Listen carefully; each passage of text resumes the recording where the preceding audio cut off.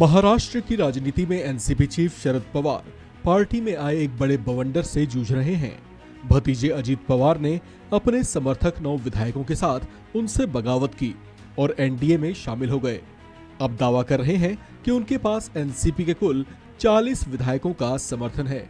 लिहाजा बात अब शरद पवार के गिरेबां तक पहुंची हुई दिख रही है।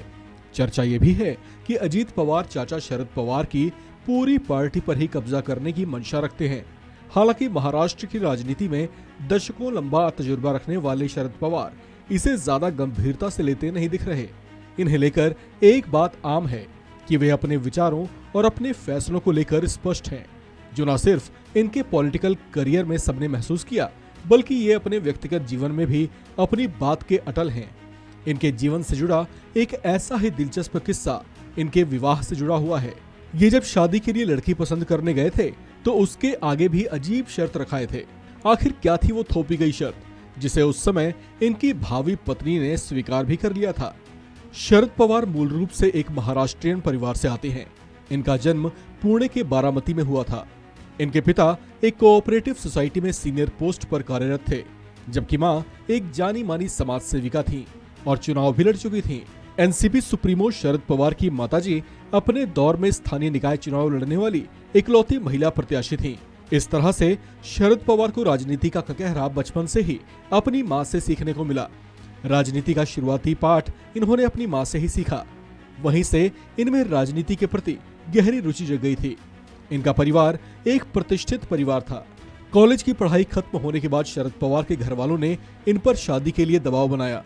पहले तो ये नहीं माने, लेकिन बाद में ये एक शर्त के साथ शादी के लिए राजी हो गए।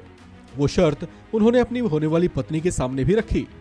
आपको बताते चलें कि शरद पवार की पत्नी प्रतिभा शरद पवार पूर्व क्रिकेटर सधु शिंदे की बेटी हैं। एक इंटरव्यू में प्रतिभा पवार ने बताया था कि शादी से पहले शरद पवार ने एक ही संतान पैदा करने की शर्त रखी थी।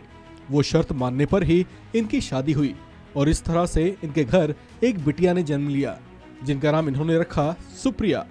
सुप्रिया सुले वर्तमान में एनसीपी की कार्यकारी अध्यक्षा हैं।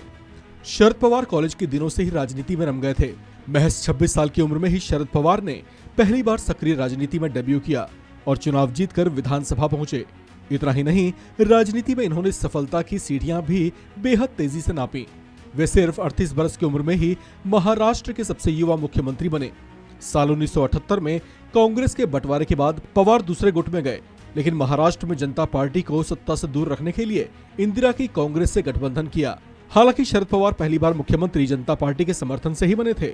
साल 1999 में सोनिया के विदेशी मूल का मुद्दा उठने पर शरद पवार को कांग्रेस से निकाल दिया गया था। ऐसे में साल 1999 में उन्होंने एनसीपी के नाम से अपनी एक अलग से पार्टी बना ली थी। शरद पवार मुंबई क्रिकेट एसोसिएशन के अध्यक्ष रह चुके हैं, जबकि वे बीसीसीआई के चेयरमैन और आईसीसी के प्रेसिडेंट भी रह चुके हैं। इस खबर में फिलहाल इतना ही।